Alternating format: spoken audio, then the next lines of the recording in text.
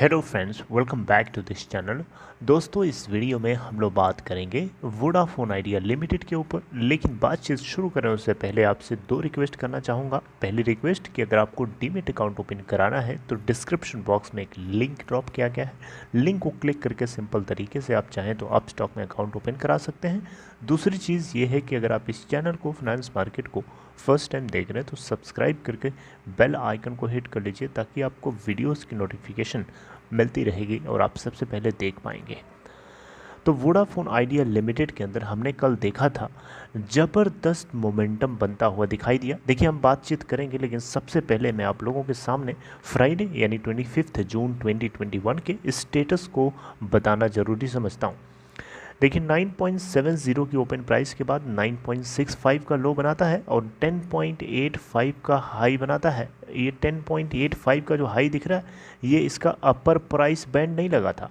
अपर price band already hit हो चुका था, इसको एक्सटेंड करके लगाया गया। इवन एक्सटेंड करके 10.95 का अपर प्राइस बैंड और लगाया गया था, जो कि वो नहीं हिट हुआ। अगर हम टोटल वॉल्यूम की बात करें तो 50 crore 12,01,896 total number of shares trade किए गए, यानी 501.2 मिलियन शेयर्स सिर्फ और सिर्फ एनएससी के ऊपर ट्रेड किए गए, जहां पे डिलीवरी परसेंटेज है 39.54%। अगर हम बात करें बीएससी के ऊपर तो वहाँ पे भी 16 करोड़ 74,87,671 शेयर्स ट्रेड किए गए, जहाँ पे 29.93% की डिलीवरी। अगर हम मार्केट कैप की बात करें इस कंपनी की तो 30,459.51 करोड़ रुपए है। अब देखिए, एनएससी और बीएससी दोनों का मिला करके कंबाइंड डिलीवरी परसेंटेज मैं आपको दिखाने के लिए आप देखिएगा यहाँ पे NSEindia.com की वेबसाइट पे जाकर के आप खुद भी देख सकते हैं। लेकिन देखिए, यहाँ पे ट्रेंड लाइन की वेबसाइट्स में आपको बताने की कोशिश कर रहा हूँ। 25 जून 2021 को 37.6% की टोटल डिलीवरी उठाई गई। एनएससी और बीएससी के दोनों का मिला करके डेटा मैं बता रहा हूँ। अगर हम टोटल वॉल्यूम की बात करें तो आप देख सकते हैं 668.68 मिलियन शेयर्स ट्रेड किए गए एनएससी बीएससी का मिला करके, अभी तक के लेटेस्ट में सबसे हाईएस्ट है। अगर हम बात करें, देखिएगा यहाँ पे डिलीवरी परसेंटेज में 11% की हमें राइज देखने को मिली है। ओके, और देख सकते हैं यहाँ पे 10.60 की इसकी क्लोजिंग प्राइस है। और चलिए, ये सब बातें तो आपको पता है। मैं आपसे जो है मैं बातचीत करना चाहता हूँ जिस मुद्दे पे, वो सीधे बात करता हूँ। तो सबसे पहले मैं आपको बताना चाहूँगा, इसके लेके चलूँगा आपको इसके ग्राफ के ऊपर। ये देख सकते हैं आपकी स्क्रीन के ऊपर, ये कल का ग्राफ है, देख सकते हैं। ये स्टार्टिंग के टाइम में ये जो है 10 के नीचे ट्रेड हो रहा था, इस पॉइंट तक देख रहे हैं, इस पॉइंट तक। यहाँ से कोई न कोई ऐसी खबर ट्रिगर हुई है जिसके ज़रिए ये इतना कूदा है। ये जंप क्यों किया? इसके जंप करने के पीछे कोई ना कोई ऐसा कारण है जो इनसाइडर्स को पता चल पाती है, बाहरी लोगों को, रिटेलर्स को थोड़ी देर बाद पता चलती है, थोड़े दिन बाद पता चलती है। लेकिन ये बात हमें पता है क्या हो सकती है, इस बात का अंदाज़ा हम लगा सकते हैं। ये बात हो सकती है इसके फंड रेजिंग प्लान को लेकर के। जैसा कि आपको मैंने बार बार बताने की कोशिश करी है, कंपनी जो है अपने अलग अलग लोगों से बातचीत कर रही है फंड को रेस करने के लिए, और $1 बिलियन यानी 7,500 करोड़ रुपए के आसपास का अमाउंट ये फर्स्टली ये अरेंज कर सकते हैं, ताकि जो स्टार्टिंग में जो ज़रूरत है इनको फंड की, उसको एटलीस्ट पूरा कर सके, और आगे चल कर के देखा जाएगा। लेकिन देखिए, यहाँ पे इस फंड को मटेरियलाइज कराने के लिए मेरा एक अपनी तरफ से सजेशन था। शायद ये कंपनी के लोग मेरी सुने या ना सुने, क्योंकि मेरी कौन मैं कौन होता हूँ इनको बताने वाला, लेकिन फिर भी एक आइडिया देना चाहता था। आप सब लोगों से मैंने डिस्कस भी किया था कल, और अभी भी मैं कर रहा हूँ कि कंपनी के प्रमोटर्स अगर एक स्टेप रखेंगे अब आगे की तरफ, तो मुझे लगता है कि जो इसके अंदर इन्फ्यूज़ कर कैपिटल लगाना चाहेगा उसको थोड़ा कॉन्फिडेंस आएगा, वो भी 2 कदम रखेगा। लेकिन अभी की सिचुएशन क्या है, प्रमोटर नहीं रखना चाह रहा है, एक भी कदम नहीं रखना चाह रहा है, और वो चाह रहा है कि और बाकी लोग अपने आप खुद से कदम रखें। तो ये थोड़ा सा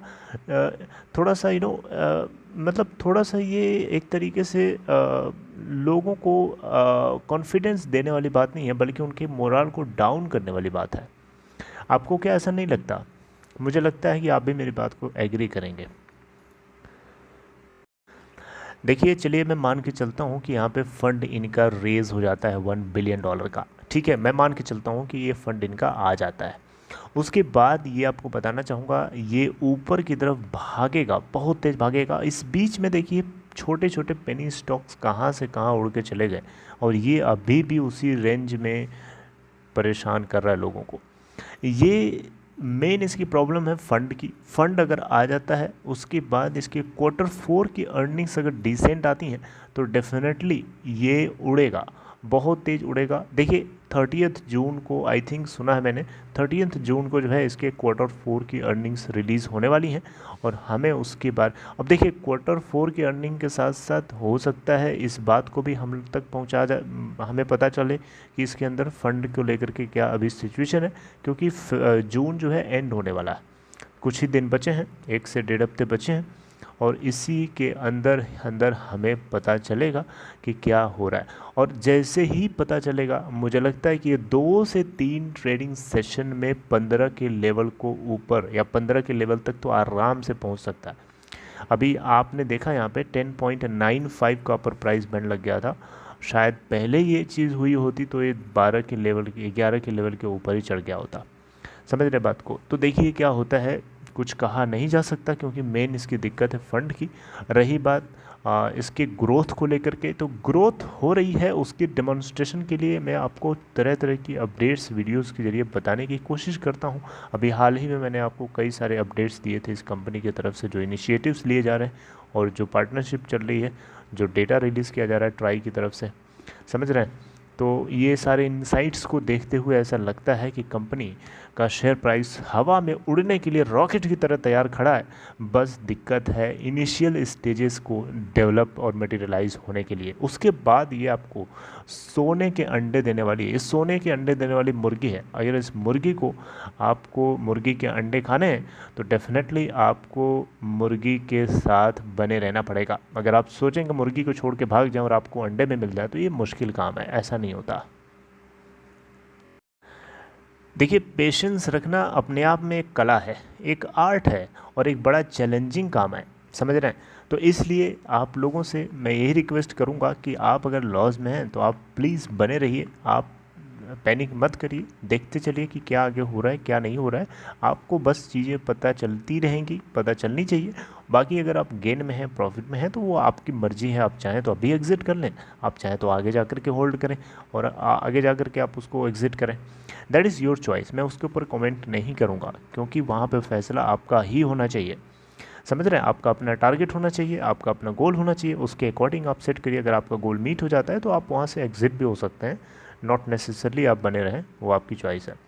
लेकिन आप लॉस में हैं तो डेफिनेटली आप बने रहें, और मुझे लगता है कि ये आने वाले टाइम में डेफिनेटली आप सब लोगों को, हम सब लोगों को सोने के अंडे दे सकती हैं। देखिए बहुत सारे अभी ये लो वैल्यूएशन पे आपको दिख रहा है स्टॉक, इतना लो वैल्यूएशन पे नहीं है। इसकी मार्केट कैप देखिए 30,459 करोड़ है, आप देख सकते हैं 10 रुपये का स्टॉक। ये एक्चुअली में देखा जाए तो इसको कंपनी को कहाँ होना चाहिए आपको पता है? इसके स्टॉक प्राइस को होना चाहिए 50-60 के ऊपर ही होना चाहिए आज की डेट में, इतनी बुरी सिचुएशन में भी। लेकिन आपको पता है ये इस प्राइस जोन में क्यों ट्रेड हो रहा है? 8 से 12, 15 के आसपास, 15 के बीच में क्यों ट्रेड हो रहा है? कंपनी ने राइट्स इशू लेके आई थी इससे कुछ 1-2 साल पहले। वो राइट्स इशू के आने की वजह से इसका प्राइस जो है 30 से 40 की रेंज में चल रहा था, लेकिन वो धड़ाम से नीचे सिंगल डिजिट में आ गया था, ठीक है, धीरे धीरे लुढ़क के ₹2.40 तक जा चुका था। आपको बताना चाहूँगा जब एडजस्टेड ग्रॉस रेवेन्यू को लेकर के अरुण मिश्रा ने सुप्रीम कोर्ट से फैसला दिया था, तब इसका स्टॉक प्राइस 2.40 का लो हिट कर चुका था। अगर आप मुझसे जुड़े हैं तो आपको ये बात पहले से मैंने बता रखा है, कई बार आपको पता भी होगा। तो शायद इसीलिए इस रेंज के अंदर ये रेंज बाउंड होकर के ट्रेड हो रहा है, वरना ये 50 के अबव होना चाहिए इस स्टॉक को। Okay, so let's hope for the best, and आने वाले 1, 2, 3, 4 दिनों में, मैक्सिमम 5 दिनों में हमें पता चल जाएगा कि क्या आगे डेवलपमेंट हुआ है और होने वाला है। Okay, till then take care, see you next time.